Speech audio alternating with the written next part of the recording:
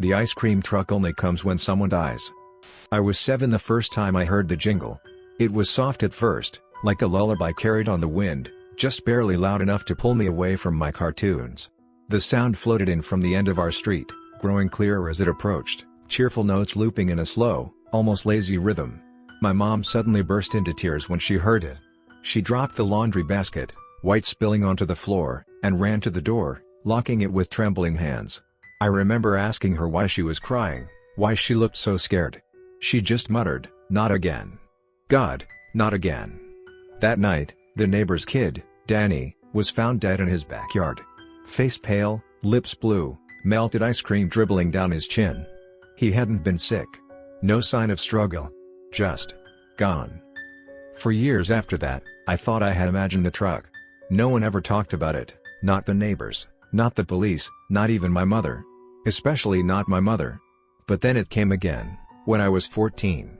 This time, I was outside, walking home from school, and I heard the same soft jingle, same slow, eerie melody as before. The truck came rolling down the street, impossibly pristine and white, with rainbow swirls painted along its side and a smiling cartoon clown on the window. But it didn't look old. It looked untouched by time. The driver, if you could call it that, sat motionless in the front seat, face completely obscured by a shadow beneath his wide, blood-red cap. He never looked at me, but I could feel his eyes. The music slowed to a crawl as he passed, and I swear to God I felt the temperature drop. That night, Mr. Halpern, the retired teacher who lived alone on the corner, died of a heart attack. The paramedics found his body the next morning, lying in bed, clutching his chest, and a half-eaten ice cream sandwich in his other hand. From then on, I started paying attention. And what I noticed chilled me deeper than anything else. The ice cream truck only appeared when someone in the neighborhood was going to die. It never parked. Never made a sound other than that distorted lullaby. Never sold a single treat. But if you heard the jingle, someone was already marked. They wouldn't live to see the next sunrise. I told a friend once, Timmy. He didn't believe me. He laughed, made fun of me for days. That is, until he heard the truck himself. Called me up, half laughing, half worried. "Dude, it's outside my house," he whispered. I begged him not to go out. I screamed at him to stay inside and lock every door and window. He said, "Come on, it's just a stupid truck." The next morning, his mom found him on the front steps. Face frozen in horror, an unopened rocket pop still clutched in his hand. His tongue was purple and swollen. He had choked to death in silence. No one else hears the song. That's the other thing. Only those who are meant to. It's like the truck exists on a frequency outside normal reality. Over time, I realized there were rules, unspoken but clear. Rules to survive. Rules to survive the ice cream truck. 1. If you hear the music, do not go outside. 2. Do not answer the door, no matter how friendly the jingle sounds. 3. Never accept ice cream from the driver, even if it's your favorite. Especially if it's your favorite. 4. Cover your ears. Don't let the full song play in your head. 5. If someone you love hears the music, do not try to intervene. They are already chosen. Last week, I heard the music again. After nearly a decade of silence, it came drifting through the trees like a familiar ghost. I was home alone, the windows open to the summer breeze. My blood ran cold the second the first few notes chimed through the air. I ran to close every door, every curtain. I turned off the lights and sat in the hallway, heart pounding. Then I realized something I hadn't considered before. No one on my street had died recently. No one had even been sick. Everyone was fine. Which meant it was here for me.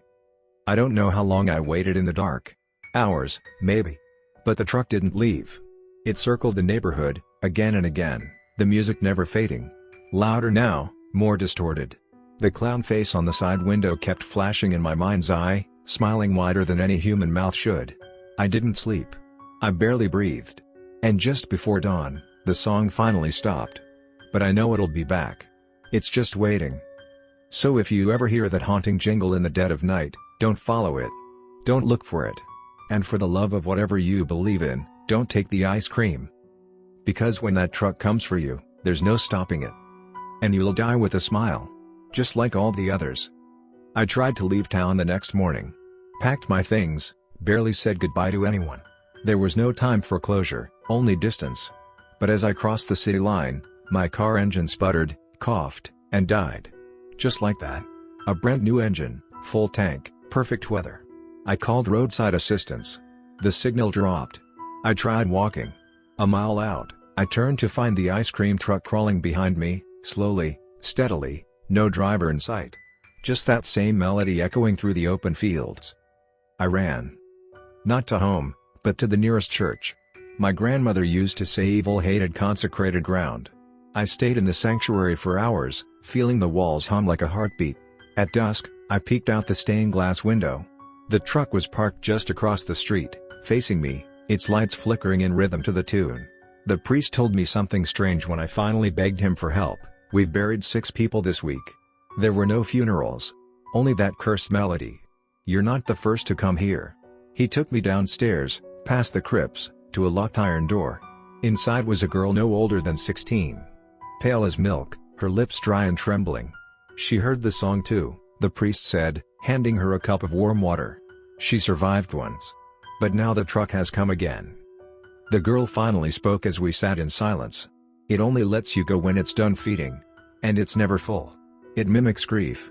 It grows stronger with mourning. Your pain makes it sweeter. That night, we both heard the melody echo down into the crypt. But this time, it wasn't the music that got to me, it was the voice. My mother's voice. Calling my name. Begging me to come outside. Whispering she missed me. I bolted to the door before I could even stop myself. The priest held me back, shoving rosaries into my hands. It's not her, he growled. That thing wears faces. Wears memories. The girl screamed as we heard footsteps upstairs. The heavy slam of the church doors. Then silence. I crept up, alone, heart pounding. In the pews sat a line of people, all smiling. All dead. Their eyes were open, mouths stretched into frozen grins. One of them was the mailman. Another was my former teacher. And all of them held melting ice cream cones in their hands. Behind the altar, the truck waited. No longer a vehicle, but something else. Its frame pulsed like skin. Metal rusted into bone. The wheels spun without moving. And from its open window, dozens of empty eyes peered out, the faces of every person it had devoured. I screamed and ran, dragging the girl with me through the graveyard behind the church. We didn't look back. We couldn't. The moment you look into its window, it knows you. It learns your pain. We made it to the town's edge again. This time, we didn't try to leave. We dug deep into the ground, under the moonlight. We buried every photo we had, every keepsake, every fragment of grief we carried. The girl wept as she tossed in her baby brother's shoes. I buried my mother's necklace. And the song faded. For now. But the truck still roams. You might not see it during the day. You might never hear the music. But the moment someone you love dies, it arrives, smiling, offering sweetness for your sorrow. And if you take a bite, you'll smile too. Forever. Just like all the others. The laughter didn't stop when I ran. In fact, it followed me, weaving through the streets like music on a wind I couldn't escape. Each giggle felt closer, like the world itself had turned into a funhouse mirror, bending my reality with grins too wide and voices too sweet. I made it back to my apartment, slammed the door, and locked every bolt with trembling hands. But the silence that followed wasn't comforting. It was a hush before something awful, like the air was holding its breath along with me. I didn't sleep. Every time I blinked, I saw them, waxy faces painted in pinks and pastels, cherry red noses glistening like candies, and those inhuman eyes, too shiny, too still. Around 3 a.m., I heard the jingle again. But I was 5 stories up. No way that truck should sound so close. I looked outside. There it was, the same ice cream truck, directly beneath my window. The lights spun in lazy circles, casting long shadows that danced on the pavement like marionettes. I could see the driver now.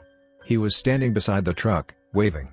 His hand moved in slow, exaggerated motions, like he wasn't waving at me, but luring something. I stepped back from the glass, heart pounding so loudly I could barely hear anything else. Then I saw the doorknob turn. I hadn't unlocked it. Something was trying to come in. The jingling grew louder, now from within the building. Closer. Closer. Until I realized with a sick twist in my stomach, the sound was coming from the hallway just outside my door. I backed away, looking for anything I could use to barricade the entrance, but my limbs felt like they were wading through syrup. Then came the knock. 3 times. Soft, but deliberate. I didn't move. Then came the whisper, so close I thought it was inside my head. "You forgot your cone." I screamed and slammed a chair under the doorknob, but it was pointless. I lived alone, but suddenly I wasn't. I didn't see them arrive, I just felt them. The cold sweetness in the air, the scent of fake strawberries and spoiled milk. They were behind me. I turned. Nothing. But the sprinkles were there, on my carpet. Neon, wet, melting into the fibers like candy blood. I left that apartment that night. Took nothing. I ran until the jingling stopped, and even then, I didn't stop running. I moved to a new city. No forwarding address. No online presence. I even got a new name. And for a while, it worked. But 2 nights ago, I heard it again. That same jingle.